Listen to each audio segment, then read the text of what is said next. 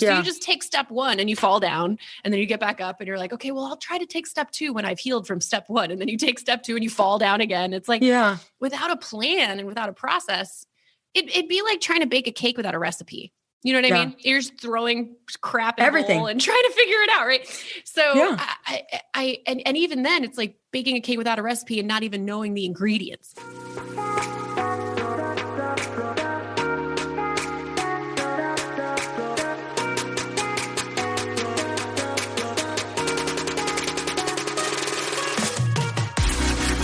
Have you ever thought, how did I manage to lose myself?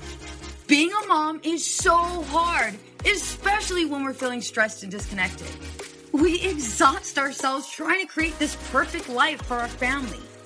You deserve to enjoy your marriage and your kids without the stress perfectionism brings.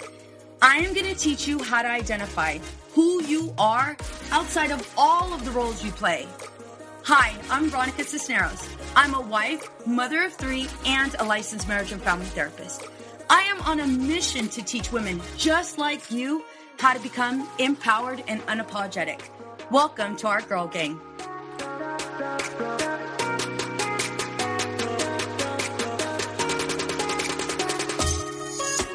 Hey ladies, welcome to Empowered and Unapologetic. I'm your host, Veronica Cisneros.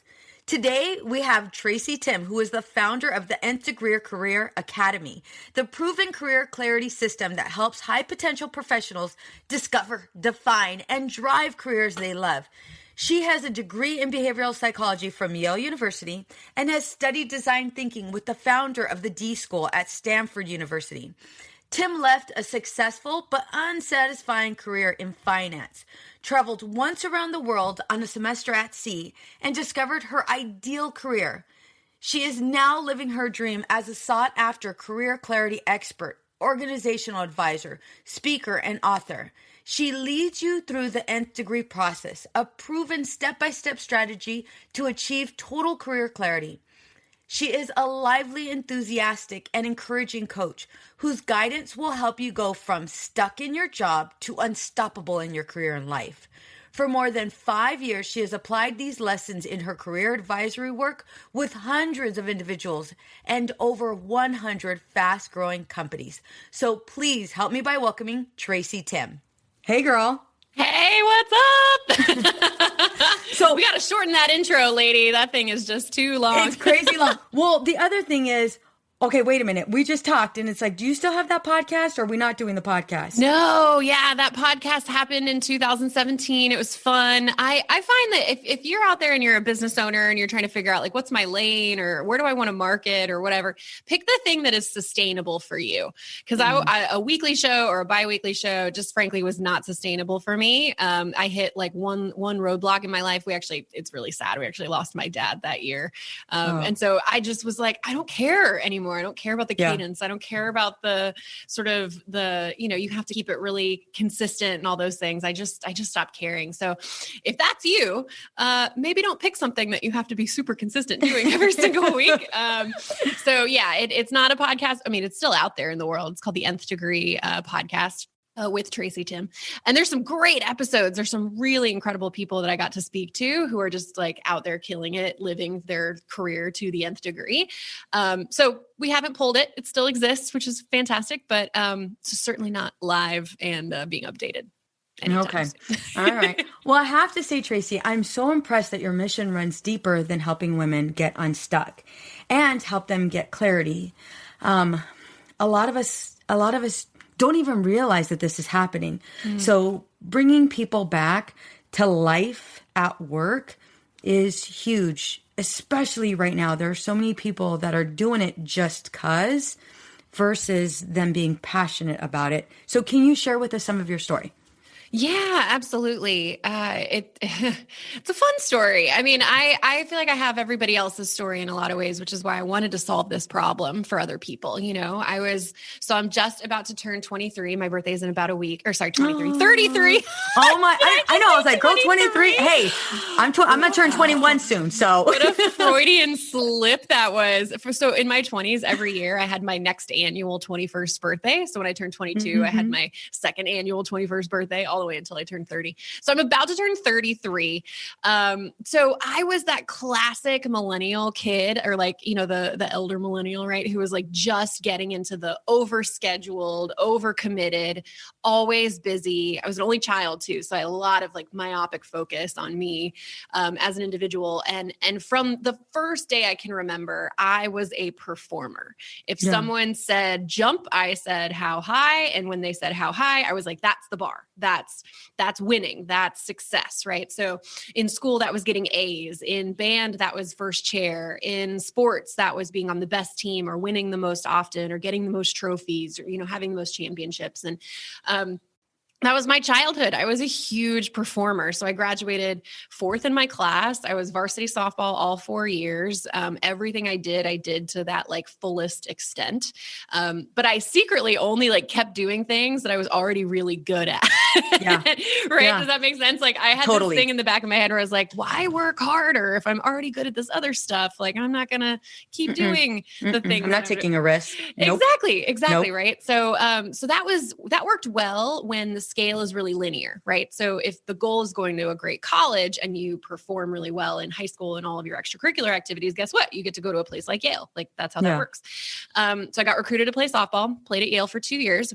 Studied psychology, which I fell in love with because I'm a big nerd. So Yale was like the place I could go where I finally found like, oh my gosh, there's all these cool things you can study and books to read and history. And I don't know, I just loved it. But what I loved the most was that I discovered that you can study people, like that's a thing, right? Yeah, that totally. The field of psychology is like, oh, we figure out why we do the things we do and what our motivations are and what drives us and all these, what are emotions for? Like all the things that we take for granted that I just found absolutely fascinating. And yet when I looked at my future, which I did rarely because it was very scary, right? Because the college is the end of your linear measure, your linear yardstick for success. Absolutely. Right? Like after college, that's what we're told. There's no A's in life, there's no. So I was terrified thinking about what would happen after school. So I didn't. Right. Until senior year, when I was forced to in September, look at like career fairs and think about what I was going to do next. That's when I realized that, I was never a researcher. I didn't enjoy the data and the analytics and actually doing experiments and things like that. I really liked applying information out in the world. Yeah. But when you look at the linear things you could do next, that means counselor, psychologist, maybe sports psychologist, maybe psychiatrist. Like it was all very counseling based. And I was like, I'm 22. Like, I don't want to, I have enough problems as it is. Like I can't help other people with their problems yet. So I was actually 22 then, whereas now I am no longer in my 20s. So in the absence of a very clear and linear plan of what to do next, I did what a lot of people do. I think you get swept up in what's happening around you and you start to really take maybe more into consideration than you naturally or normally would, the opportunities that just arise without you really trying that hard, right? So Yale's a great place to get recruited from, as you can imagine. Of course. Want their Ivy Leaguers, right? I mean, I get it. That's part of the reason for going there is that there's a good chance you're going to get a job after you graduate. So Yale's big in a couple areas. Finance is one, consulting, the government. A lot of people go to nonprofits and NGOs. A lot of people go on to get their master's degrees. And so I got swept up in the finance piece, which frankly, any and all my friends would tell you, like, that is the last place they would have pegged me for. I took like maybe 2 math-ish classes in college. Well, yeah, girl, you totally went from psychology to finances. So I'm like, okay. And honestly, looking back, it makes no clear sense other than what my value set was at the time was very fear-based, very, I'm an only child, like I said, my parents and I are really close. And so I felt beholden to them. Like I needed to pay them back and I needed to get something that paid well. There was no way I was going home. There's zero chance that I was going to move home. That was like my bar for maybe my young adulthood success. I was being able to take care of myself. So all of that sort of wrapped up into, wow, this job's going to pay me a signing bonus. What the heck is that? Like, they were like, sign this and we'll give you $10,000. I was like, awesome. Oh, okay. And I mean, I was making stupid money for that age. And so it was nearly impossible to say no. Right. And it alleviated all this anxiety that I had for the next calendar year. I got to do my senior year, all fun and whatever. So this is a long way of saying my very first job out of college is the reason that I do what I do now, because I spent 2.5 years working at this Wall Street job. I was on a trading floor, in the markets, like global banking and markets side of the business. So we were the broker dealer. We were brokering trades for institutional investors or hedge funds or whatever. And I remember day one signing the piece of paper and being like, maybe I'll like it. Like maybe this will all work out. Like it's got all the sort of bells and whistles of a great job. I have no idea if I'm going to enjoy being there or like the work or be good at it or any of that. But $10,000 sounds awesome. So let's go. Let's just go. No. How do you At 22, no? I'm asking if I could sign that form 5 times. I know, right? It was pretty bad. So I spent 2.5 years really going through kind of an emotional roller coaster of like, I probably knew 6 weeks in something was wrong. Yeah. And then that feeling just kept coming back multiple times for whatever reason. Something bad would happen, or we had a round of layoffs, or the stress would get so high. Or, I was basically by the end of it drinking NyQuil at night, like it was my like warm milk before I went to sleep. Dipping in a little bit of your cookies in it. Okay, I see you. I mean, yeah, if it's grape flavored, it's kind of dessert, right? So, anyway, I just was miserable. And the reason that I do what I do today is that I called up everybody I knew who knew more than me, parents and mentors and friends and even Yale, and said, the only reason I feel stuck here is because I don't have clarity into what I want to do instead. That's it. Like I would run out of the front door tomorrow if I knew where I was going, but I don't even have a semblance of what I would do if I wasn't doing this. And so I feel stuck. And then anytime I would spend 30 minutes, an hour thinking about it, looking at job boards, brainstorming, it was like the blind leading the blind. It's literally like your goal is you and I are in a dark room where the floor is littered with crap you could trip over. And the goal is to get to the other side of the room and you don't have a flashlight. So you just take step 1 and you fall down and then you get back up and you're like, okay, well, I'll try to take step 2 when I've healed from step 1. And then you take step 2 and you fall down again. It's like without a plan and without a process, it'd be like trying to bake a cake without a recipe. You know what I mean? You're just throwing crap in everything and trying to figure it out, right? So and even then it's like baking a cake without a recipe and not even knowing the ingredients. Like that's how much it was a struggle. And I hear that every day from people who are like, I just don't even, not only do I not know the clarity piece, I don't even know how to get the clarity piece. And that's the frustrating part. So I remember I called all these people and they were all like, I don't really know how to do that. Whether it was like, oh, I've known what I wanted to be since I was 6, or, oh, I stumbled into this job and ended up loving it. Or, oh yeah, I took this one class in college and huzzah, like this was my dream job. Like every single person either didn't know like me or did know, but the way that they figured it out was 100% accident or trial and error. And I was like, come on, like it's 2000. At that point, it was 2011, 2012. And I was like, there is literally everything you could want to learn on the internet. Like if you and I want to jump a car, we could figure out how to do that, right? Like you'd go to YouTube, you'd watch a video, you'd do steps 1 through 5, you could jump a car, right?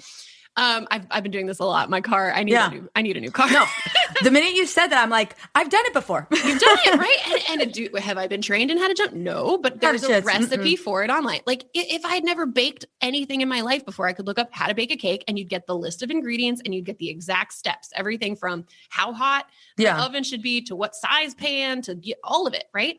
But there's no recipe for clarity. There's no like, hey, you don't know what you want to do? Here's step 1. Like this is step 1. That was shocking to me. And I looked hard. And you know what? Now that I'm in the industry and I see that there are a lot of people out there who have now tried to come up with recipes, or at least they have their own secret sauce. So like maybe they're the best coach in the world or whatever. It exists, but dang, it's hard to find. So that's when I was like, seed planted. Like if I could somehow figure this out for myself, I have to teach other people how to do this. I have to get it out there in a bigger way.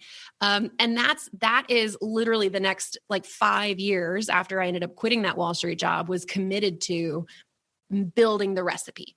testing out different recipes, testing out different ingredients, testing out different methods for implementation.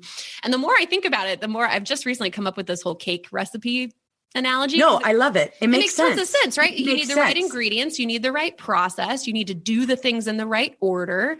You need the right sort of combination of all the things and all that, right? And percolating, and then you get your cake. That's exactly what we've built for career clarity is we know all the steps. We know the order the steps should go in. We know how long the steps should take. And if you do them all, I can't promise that you're going to, be a bazillionaire. Exactly. Well, maybe. I mean, maybe that's your niche. I don't know. But what I can't promise is that it's going to be easy. Yeah. But I can promise that it's very simple when it comes down to it. It's just step by step by step. And it's sort of like, the first time you bake a cake, it's a little messy. Maybe you get the measurements wrong, right? But the second and the third time and the fourth time that you use this process, that you rebake the cake when you're evolving and growing in your career, you get so much better at it and you get more clarity every single time. And you almost make the recipe your own. Does that make sense? It makes perfect sense. One thing that you're saying, that's where we're covering is career clarity. A couple thoughts and questions come up for me, which is, as a young adult, we get that sign-in bonus, and it's like, okay, check. I graduated from college. Check. I'm making so much money. Check. And those are really, for the most part, those are really the indicators that we're on the right path. I graduated college, I got a job, I'm getting paid a certain amount, or I'm getting paid $1 bajillion or whatever it is. So yeah, this covers it. And, so wait a minute, you want me to step outside of it just because I'm not happy? There's so many things to risk. And let me give you a personal example. Yeah. I was in, you're going to totally laugh at me. So I was working at a hospital, and I was a therapist there. And I was working there for a good amount of time. I was there for 5 years, and I had my private practice, right? Which I love and adore now. It's I built it to a group practice.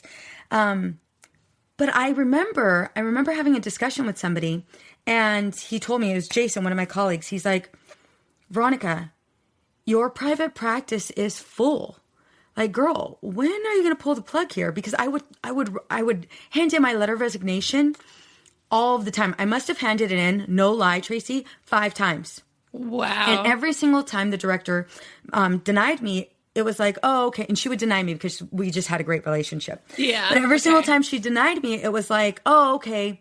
Well, maybe she knows more. Maybe she knows better. Maybe because a good majority of my clients would come from there, right? And so here I am, not wanting to let go of this job that I'm going to tell you right now, I wasn't making anything. I loved it, but I wasn't making anything. And it was just too much time. My private practice, it was just awesome. And it was like, there was this big smile the minute I seen my clients. Yeah.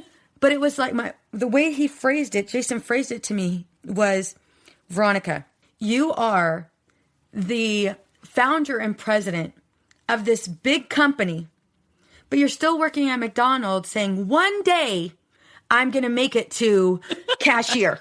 One day. He's like, you have 2 jobs. He goes, you have these 2 jobs, and it just doesn't make sense.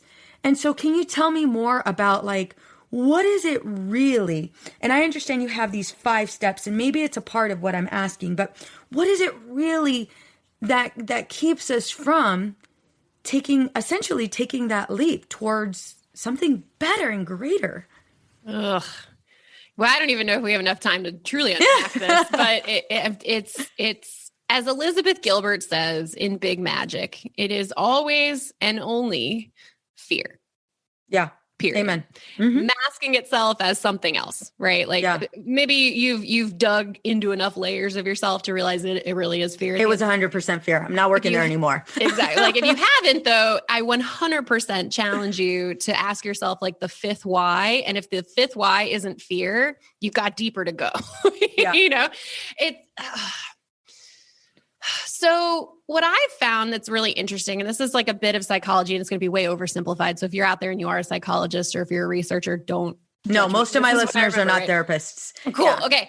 So nobody's going to fact check me. Nope. But what I found and what the research kind of shows is that we're hardwired for fear biologically, right? So what we're afraid of used to be biologically things that would potentially harm our person and lead to, death and dismemberment and horrible things, right? So like back in the day, it'd be like, oh, those bees in that bush are buzzing. I'm going to run away from that bush because I don't want to get stung and like whatever. Or it'd be like, oh, the saber-toothed tiger, those teeth are shiny. That is scary. I'm going to run away or fight or whatever. Yeah. Nowadays, and again, this is all from Big Magic from Elizabeth Gilbert. She's like, you sit down to write a poem and the same fear mechanism comes up, but it's just not as useful as it used to be.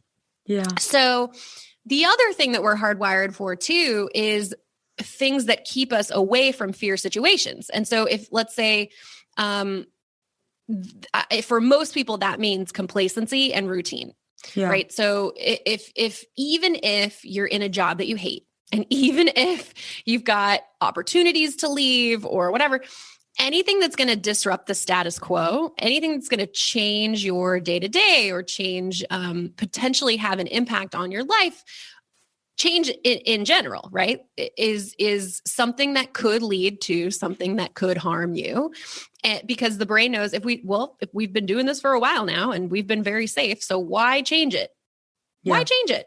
I think about this all the time. It's like when you think about professionals whose jobs are not incentivized to change, like for instance, a pilot, like he's expected to land the plane in the way that it's done every single time. Do we clap? Sometimes if we're going international, but like, no, you expect them to land the plane. They're not incentivized to like do a loop-de-loop or like, change it up at the last minute. Please right? don't. Like, please don't. Right.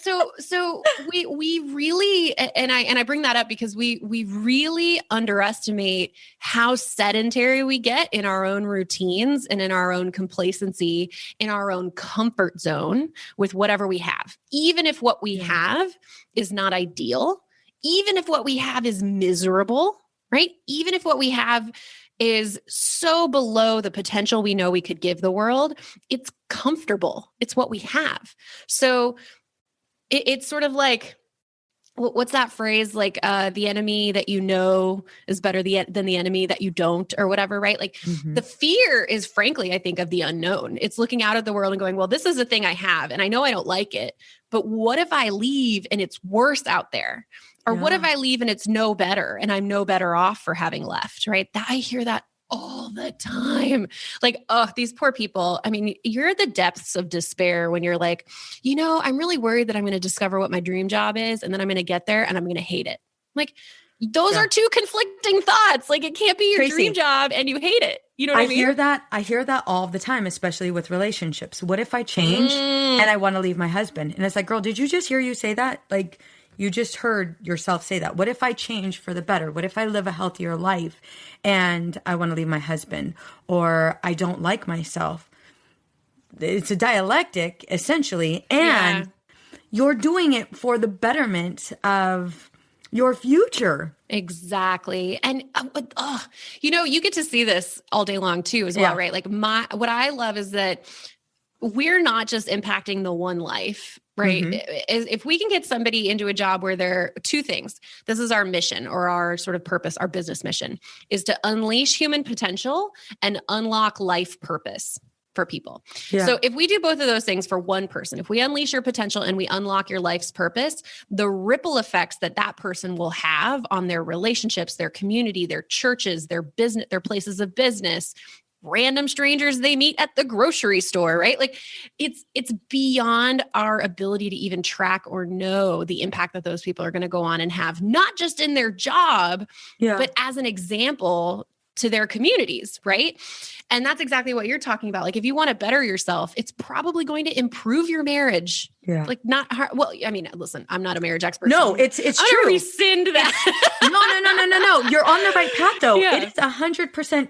Shouldn't say 100% because it has to be 100%. But no, it's from what I've seen working with individuals to improve their marriage, to improve their life. It has literally improved everything, their work relationship, their connection with their kids, their connection with their husbands, their connection with themselves, their family. Yeah. All because they took a step back and self-reflected and worked on it.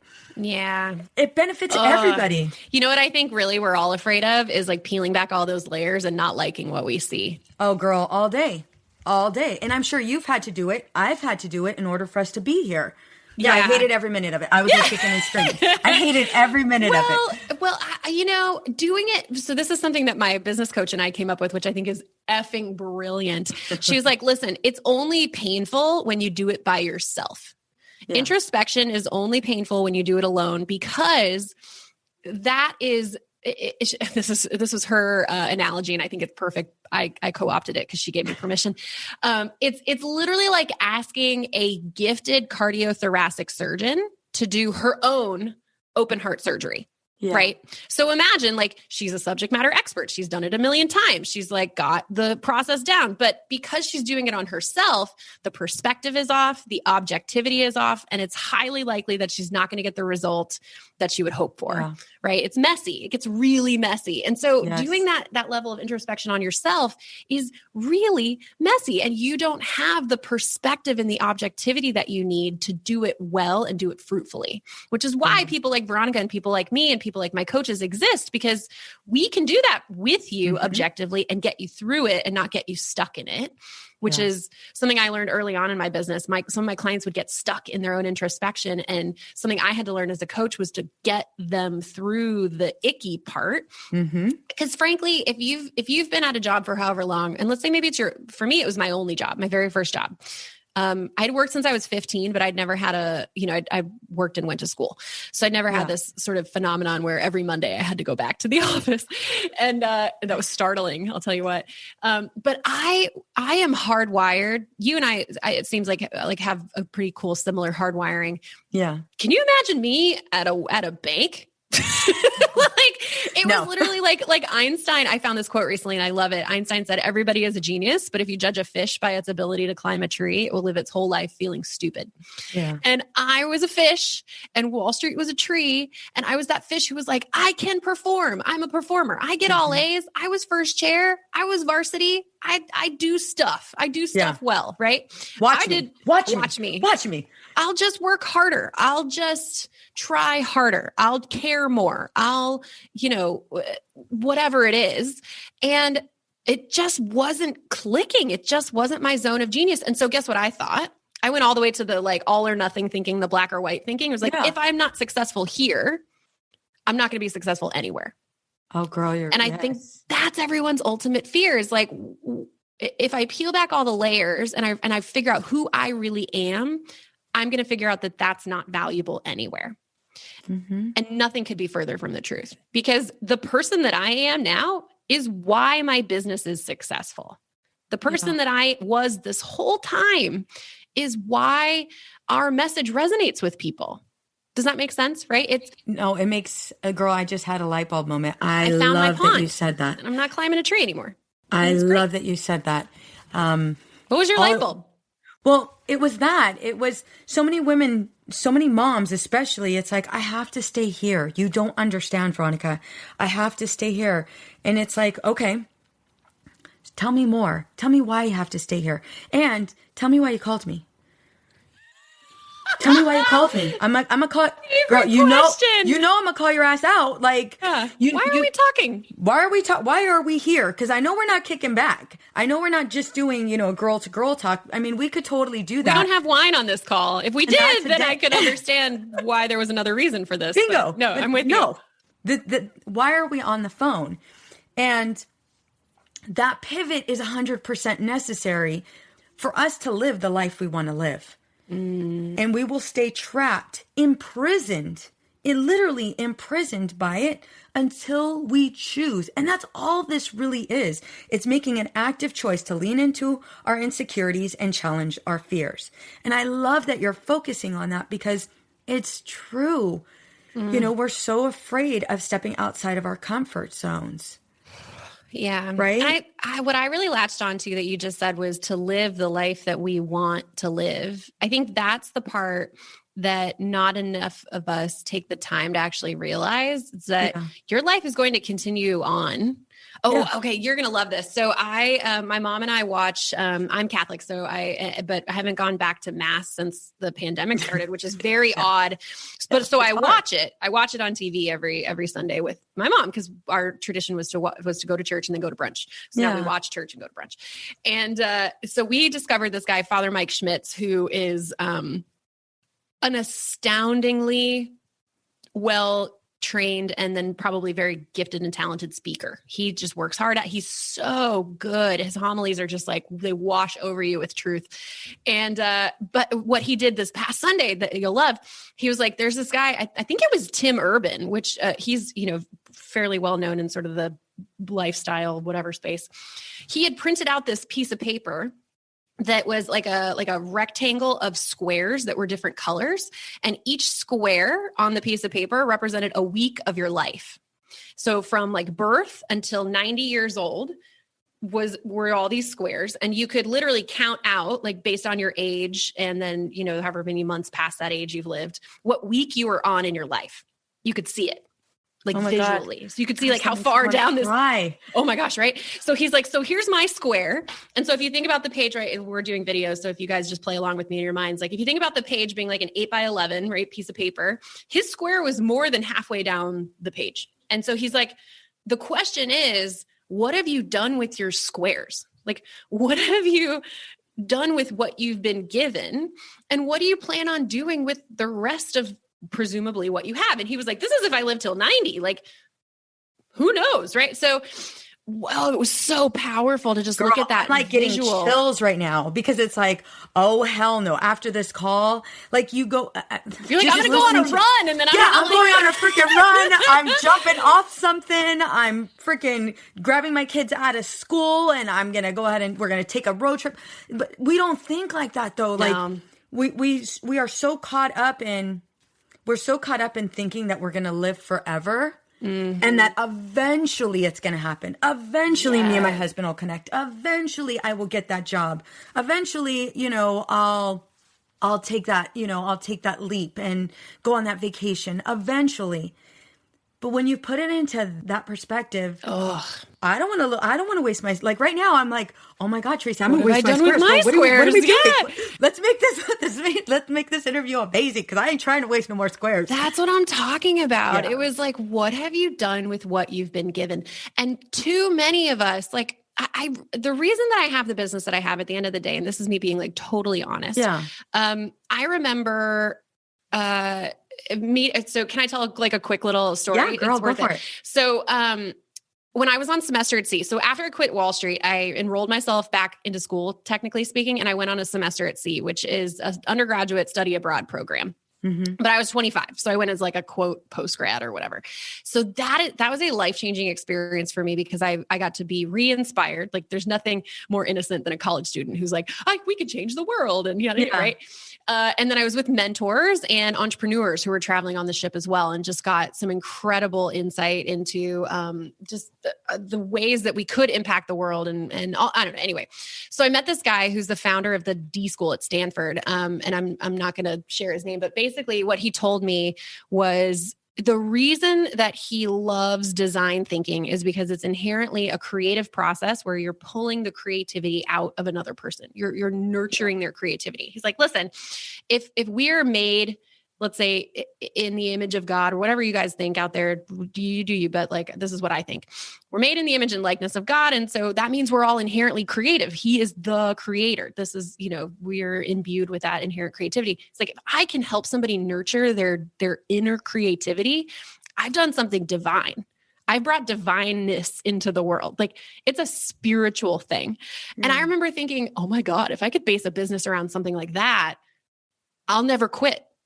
I'll have something that will push me through all the crap and all the hard times and all the money issues and all the whatever, right? So that's what my business is now. Is like, I really believe we're here for a reason. I really do. And right? Like we have purpose. You're made with purpose. You're purpose-driven, purpose-filled, the whole bit. And then also conveniently, we got to work, right? Yeah. The majority of us have to go out and do stuff with like 8 to 10 hours in a day. Even if you're not quote unquote working, you're going to go do something. You're not just going to sit around and sort of like veg all the time because probably I not. think you'd get really tired of that. And honestly, if that's you, you're probably listening to the wrong podcast, right? Yeah. Wasted squares. Wasted squares. Don't waste your squares. So you've got all these squares and you've got to do stuff with them. So I think if I can help somebody really discover and then unlock more of their purpose, and we can do it via career clarity, then I've brought more divine purpose into the world. And that person is going to go on and have these like incredible ripple effects that, again, we can never know, but are undoubtedly adding value in the world. So that's what I want to do with my squares, right? Is like, how many people have I turned on? How many people have I woken up? How many people have we imbued with purpose or help them tap into their purpose? Because we got squares and we got shit to do, Yes. So Tracy, that's the thing is that is why someone needs to hire someone like you, because you are passionate about what you do. And this is one thing that I'm going to say over and over and over again. You've done the work. So you're not just relying on a friend like, hey girl, okay, so I'm not happy with my job. Tell me what to do. Because more than likely, homegirl's not happy with her job either. And you're asking the wrong person. The wrong questions too. 100%, because you don't know what to ask. And that's where someone like you can come in, challenge them, ask questions, and help them make connections and see unhealthy patterns that they never realized were there. Right? Yeah. It's so powerful. But again, you have to want to do this life on purpose. And I don't know, that can be really daunting if you've been on a conveyor belt for any given period of time, or you've gotten really used to your routine. But you know what? Ain't nothing like a global pandemic to get everybody off their conveyor belt and out of their routine. So like, for real, you have to pivot. We got to do something. And at the very least, what's great is that we've all been woken up to a certain degree. If you've been zombieing through life up till now, you could not do that the last 6 months. You could not just keep things the same, not upset the apple cart. Like your cart was flipped for you. And I find that honestly, what that's created for a lot of people is finally the willingness or even just the opportunity to look and just observe. Is this it? Is this what I want? Am I happy? It's not even about happiness. Well, I mean, I think it's about happiness. That's part of the equation, is I think we're made for joy and abundance. But all that aside, it's like, is this what I'm going to do with my squares? Is this, and God, that image, my mom and I just looked at each other. We were on opposite couches and we were both like, whoa, I'm really tight right now. Want to go download the image and find out where my square is. I don't want to see it. I don't want to see it. And you guys, for two of us who are like on the vanguard of this like move, we're scared to look at our squares. I'm scared. I'm gonna tell you right now how people all day, and the minute I'm like, oh my God, that'd be a great idea, and it was quickly met with, well, how many squares would you provide yourself? And then are you all of a sudden giving you an end date? What if you end up dying on that date and you then predicted it? It's like you went too far. You went way too far. I think it's much more of a useful tool. Well, A, to look forward, but B, to just look back and ask yourself really objectively, am I happy with what I've done with what I've been given? And plenty of us, at this point, whenever I'm sort of pontificating, I always like to think of that one naysayer. This is a great skill you learn at Yale. It's like, what is the counter to what I'm saying? Which kind of sucks, because then you frankly, they teach you how to question everything and then never how to choose, which is really annoying. Because I think indecision is probably at the crux of most people's anxiety, discontent and anxiety, right? It's like living in limbo is why you're unhappy. Choose and put in your whole, as my counselor would say, your whole 80%. Cause like you could never give it a whole 100. You've got other things to do. Give it your whole 80. I was like, oh, okay. Yeah. You should just choose. Okay. I can just hear somebody out there going, but I don't have any choices. I don't have any options. This isn't going to work for me. Woe is me. Yada, yada, right? I gotta say, frankly, if you're in any sort of place where you can be listening to a podcast period. Right now, you have choices. You have more than probably half of the population of the world as far as choices. And Absolutely. I find that the challenge then becomes, if you're going to sit and be a victim and say that you don't have any choices, how are you making the people who actually don't have any choices feel? Yeah. Right? If you don't take ownership of the agency that you actually have and take ownership and responsibility for your life, how crappy does that look to all those people who literally can't? Maybe they're incarcerated, or maybe they're trafficked. Maybe they're subject to like really horrible regimes where maybe they're refugees. Maybe you know what I mean? Like there's so many people who don't have choices, and we are literally imprisoned, literally physically imprisoned. Yeah. We are so fortunate to have any choices that, frankly, like, come on, like, yeah. I get really we're getting up. We're doing about that. No. So this leads me to my two final questions. Okay. What are you doing right now, Tracy, personally? What are you doing right now to live the life you want to live? Yeah, girl, you know me, I'm going to go deep. What am I doing right now to live the life that I want to live? Okay. I actually think I have something. So from day one in my business, and if you're out there and you're thinking about maybe starting one, yada, yada, you're probably hear all these stories from the Gary V's of the world that like, it's a slog, it's a hustle. You put your head down for 10 years. You don't have any friends. You work from 7 p.m. to 2 a.m. You like suck it up. You do the hard work and you work the quote entrepreneur's hours, which is like 12, whatever, 15 hours a day, every single 80 day. 80 hours a day. Yeah. It's nuts. It's not and true. I was like, I don't think I want to do that. Like, I don't want to be miserable walking over the bridge to get to a place where I'm happy, because that is a recipe for disaster. What the science, what the psychology tells us is that we are horrible at predicting our own happiness, the length and breadth of our happiness, meaning I know the difference between what's going to be painful and what's going to be pleasurable. But what I don't know, and what the brain is really horrible at, is estimating how long you're going to feel happy and how deeply happy you're going to feel based on any particular accomplishment or achievement or ascension level, if that makes sense. So like once I'm here, I'll be X times happier. We're always wrong. Like almost always wrong. So the last thing that I wanted to do was put my head down and be miserable for 3, 5, 10 years, only to look up and be like, well, this isn't what I thought it would be. Right. So from day one, I made the commitment to live a life that I enjoy while working towards a life that I aspire to. So would I like to be making more money in my business? Yes. Will I make more money next year than I did this year? Hopefully. Right. Would I like to buy a new car? It's probably 5 years too late.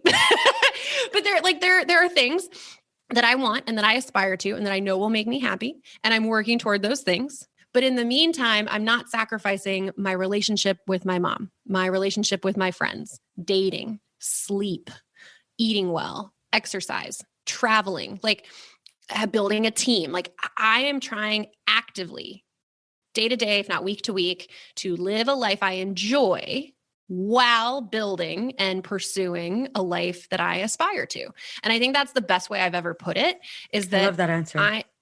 Because you get to choose what you sacrifice. Yeah. I think.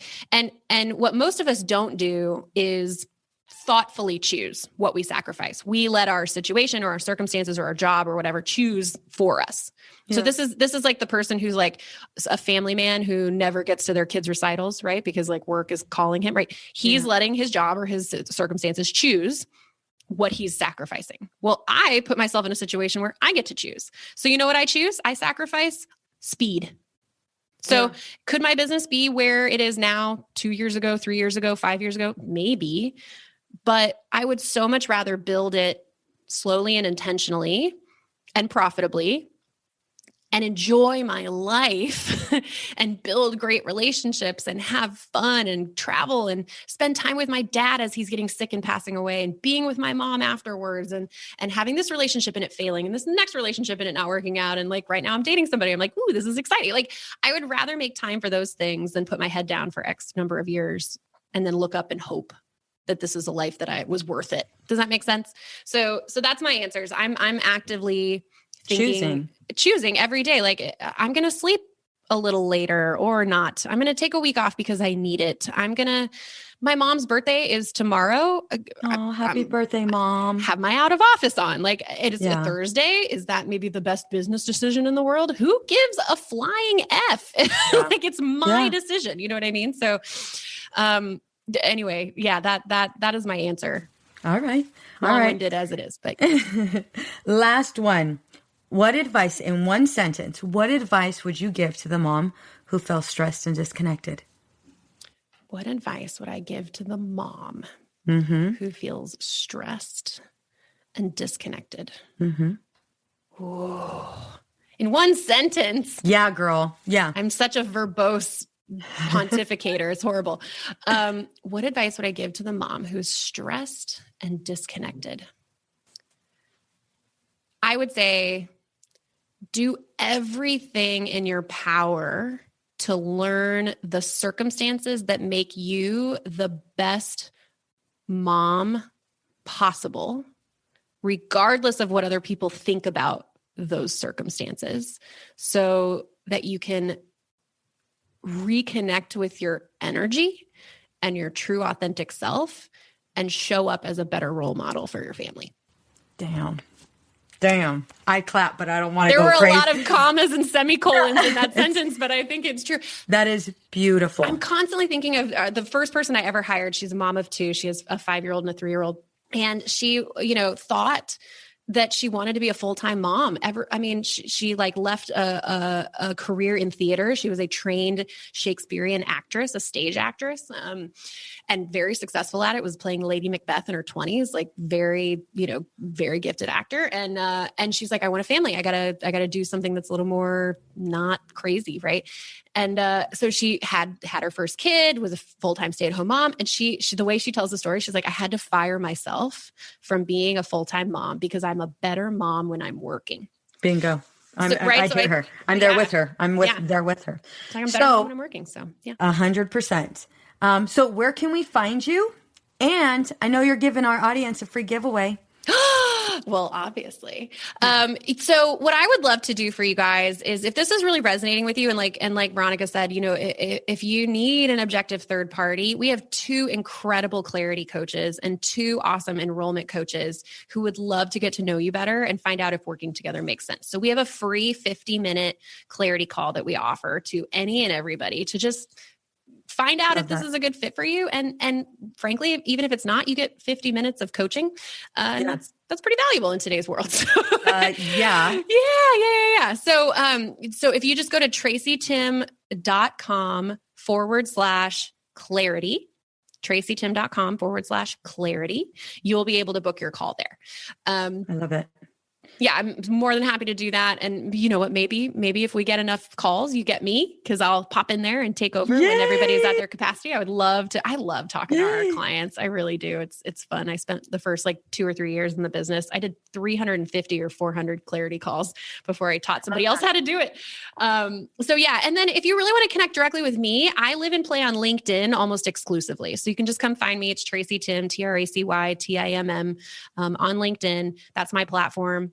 I don't hang out anywhere else. So if you're talking to me on Instagram, you're not talking to me. But yeah, LinkedIn is where you can come find me. And then tracytimm.com is also just where all of our other resources live. So if you want to download something, we've got a bazillion guides, wonderful master classes, 4-part video series, all that stuff lives at tracytimm.com. Yeah. Tracy, you are such a badass. I'm so happy that we were able to do this. Thank you so much for jumping on. You know how good this feels? I want people to realize how full circle this is. Me, literally October 1st of 2012 was the day that I quit my Wall Street job. Today is October 21st in 2020. So it's been exactly 8 years.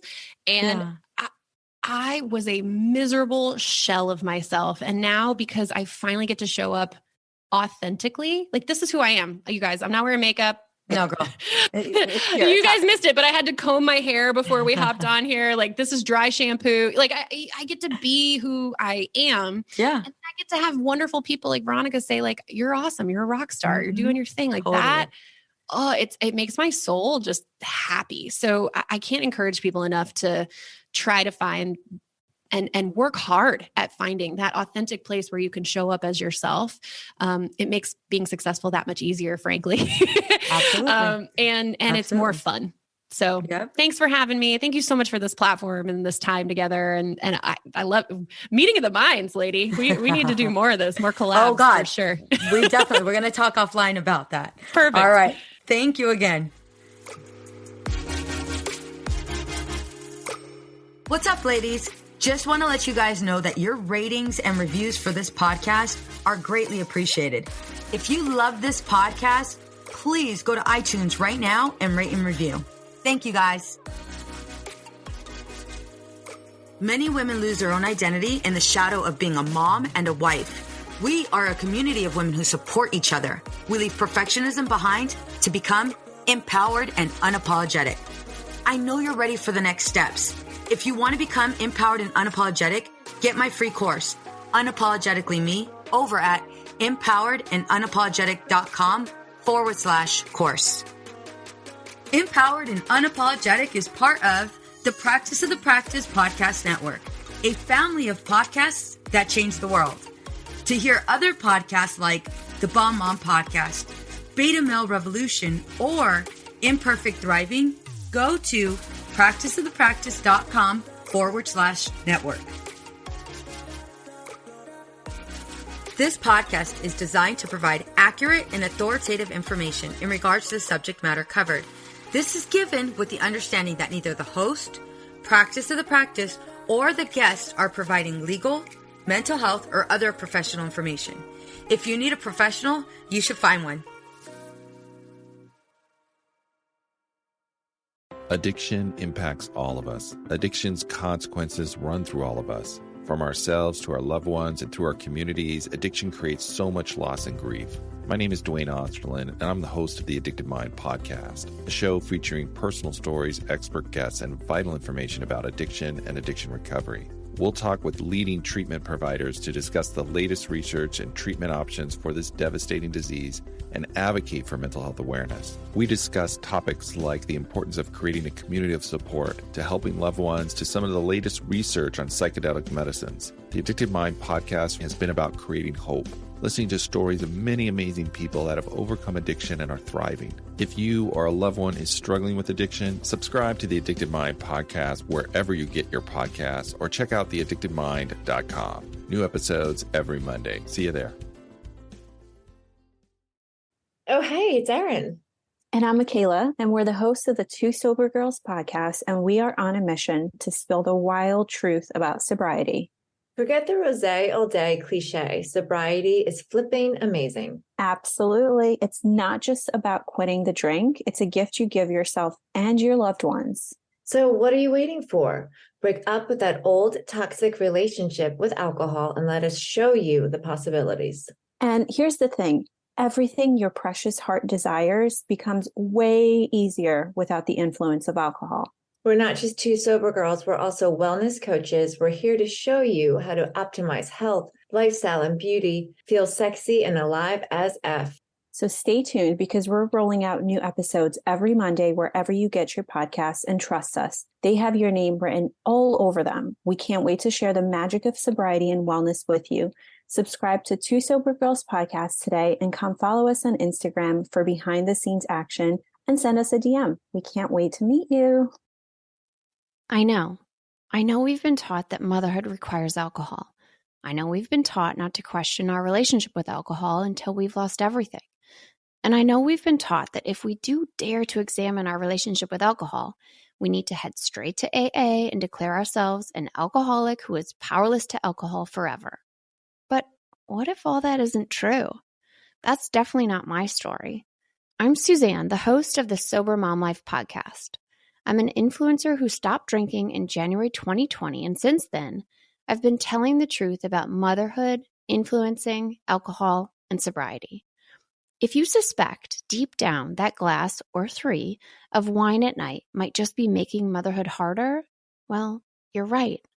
Come and join me as I chat with other sober and sober-curious moms. Let's laugh, cry, and normalize sobriety together, all while we reheat our coffee for the fourth time today.